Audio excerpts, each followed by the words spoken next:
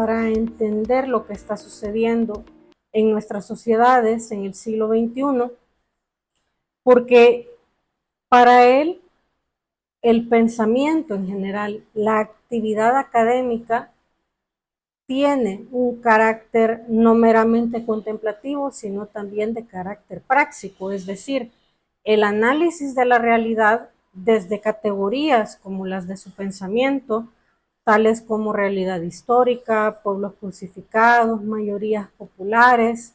signo de los tiempos, una consideración procesual de la realidad, una consideración estructural de la realidad, nos permite no solamente asistir a los acontecimientos, sino intentar explicarlos, pero de cara a su posible transformación. Y en esta línea, yo considero que esta transformación de la realidad a la que nos invita el pensamiento de Ignacio Ellacuría, desde esta idea propia que él tiene de la actividad intelectual, de la actividad filosófica, la actividad teológica, la política, la función de la universidad, también suponen una invitación para transformar la propia realidad individual. El padre Ellacuría en su pensamiento, en varios trabajos, insiste mucho en que la transformación real de nuestras sociedades también pasa por la transformación de las personas, y esta transformación, a juicio de Ellacuría, solamente es posible en la medida en que estamos bien arraigados, bien instalados en la realidad y estamos ateniéndonos a lo que en ella acontece. En ese sentido, esta escucha, esta atención a la realidad también nos lleva irremediablemente, nos arrastra, diría él, a la realidad de las personas más desposeídas, que él denominó secularmente como mayorías populares y teológicamente como pueblo crucificado.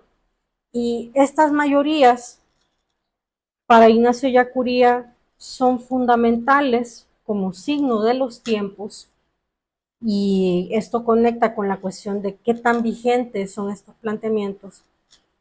porque son las grandes mayorías empobrecidas, oprimidas, las que nos ponen cara a cara con el hecho de que el orden social en el que estamos no está funcionando. Y por lo tanto, hay que cambiarlo, pero hay que cambiarlo respondiendo a las necesidades que tienen estas mayorías populares o estos pueblos crucificados. Entonces, yo considero que la importancia del pensamiento de Ellacuría, para recapitular, está en que es una invitación en dos órdenes. Primero, a una transformación personal. Ellacuría la llama teológicamente como conversión, pero podríamos decir que secularmente implica tomar una opción también, una opción preferencial por estas grandes mayorías populares, que son las que marcan y revelan las contradicciones de nuestro estilo de vida. Y en segundo lugar también está esta invitación a transformar el orden social en todas sus dimensiones, no solamente en lo que toca a lo político, a lo económico, sino también a lo social, lo que toca a lo estructural, y eso implica también tocar la cultura, tocar los valores, tocar la manera como entendemos la relación con la naturaleza, con los demás seres humanos, con los animales, y a partir de aquí dilucidar cuáles son las rutas realistas y más viables para ir cambiando este mundo en el cual estamos instalados. Reconectando con el asunto de la vigencia, yo considero que el pensamiento de Ignacio Ellacuría está vigente porque, aunque han pasado ya pronto 35 años de su asesinato, muchas de las condiciones de violencia, de opresión, de represión estructural que afecta a la gran mayoría de la gente en nuestros países se siguen dando. Lo que sucede es que los dinamismos sociales, económicos, culturales, religiosos, entre otros, han cambiado de forma. Pero el mecanismo o el dinamismo de opresión y de muerte sigue siendo el mismo. Siempre siguen siendo los más pobres, las mujeres, los migrantes, los que siguen pagando los costos de un modelo de desarrollo que está fundado en la idea de la acumulación de capital, en la idea de que desarrollo es lo mismo que macroindicadores en términos de riqueza. Y en ese sentido, Yacuría sigue vigente, porque la tarea tanto de los académicos, las académicas, de las personas de a pie, de las personas que están en la iglesia, en organizaciones populares, sigue siendo la misma. Y es la tarea de la liberación integral, o también diría Yacuría, de la salvación histórica de nuestros pueblos. Considero que el pensamiento de Yacuría tiene vigencia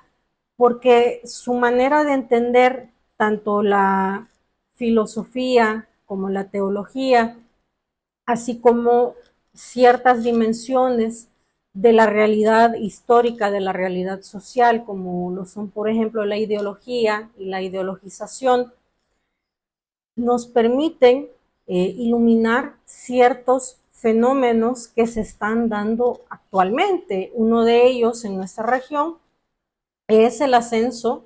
de los gobiernos autocráticos,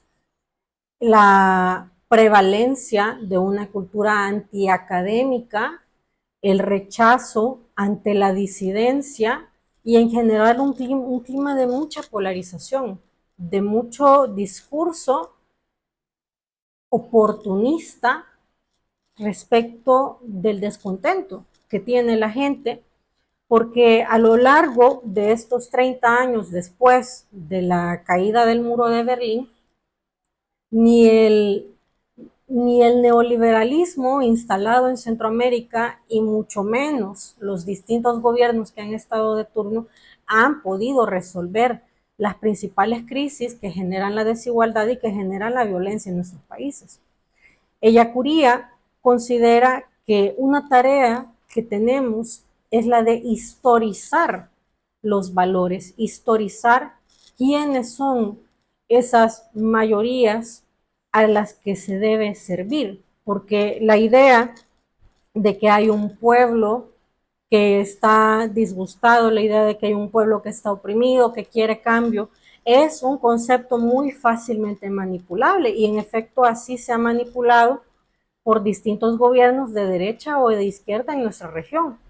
Y claro, Yacuría que nos dice, tenemos que contrastar, tenemos que historizar para revelar qué hay de verdadero, qué hay de falso en estos discursos y qué es lo que la realidad nos dice. Yo considero de manera bastante general que la vigencia tiene mucho que ver con el método de análisis de la realidad, las urgencias en la transformación de la realidad y las pistas, los conceptos que nos permiten iluminar la realidad y los problemas actuales. Todo este trabajo en torno al pensamiento de Ignacio Ellacuría nace en 2000, entre 2014 y 2015, que yo empecé a elaborar mi tesis doctoral que versó sobre el pensamiento de Ignacio Ellacuría. Y este acercamiento más profundo y más sistemático a su obra, a sus preocupaciones y por supuesto también el contacto con personas que lo conocieron cuando estaba vivo, como John Sobrino, como Héctor Samur, como Rafael de Cibate, entre otras personas, me ayudaron a entender mejor estas preocupaciones tan profundas y tan radicales que tenía Ignacio Ellacuría. Y puedo decir personalmente que Ignacio Ellacuría es uno de esos autores que creo que no importa mucho por dónde se entre en su pensamiento, es un autor que no lo deja a uno indiferente. Es bien difícil o por lo menos para mí sí lo fue, no sentirme tocada de alguna manera por por toda su obra, por su manera de intentar dar cuenta de la realidad, pero no de una manera neutral o de una manera meramente erudita, sino desde digamos, una impronta de escucha, una impronta de compasión ante la realidad. Y en ese sentido también en el pensamiento de Ellacuría es, tanto en su dimensión filosófica como en la teológica, en la universitaria y en la política, su carisma ignaciano está bastante presente y es muy difícil no sentirse afectado por ese carisma de alguna manera y no querer responder también de alguna manera. Pues yo he continuado trabajando distintos aspectos de su pensamiento, distintos conceptos que él también aborda y entre 2020 y 2021 fue que empecé a trabajar en este libro a, a petición de la coordinación del proyecto de la colección Rostros de la Filosofía Iberoamericana y del Caribe. El doctor Ricardo Espinosa es la persona encargada de esta colección y fui invitada a formar parte del equipo de los autores que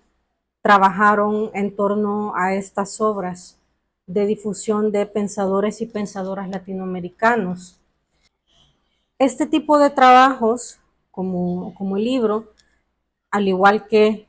otras obras que también hay sobre el pensamiento de Ignacio Ellacuría, considero que son fundamentales y que vale la pena acercarse a ellas porque nos dan algunas herramientas que nos permiten entender mejor el núcleo duro o más riguroso del pensamiento de Ellacuría. La intención que hay detrás del libro es más bien acercar a la lectora o al lector que no es un estudioso de la filosofía, pero que tiene inquietud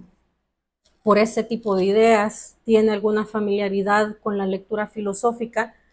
y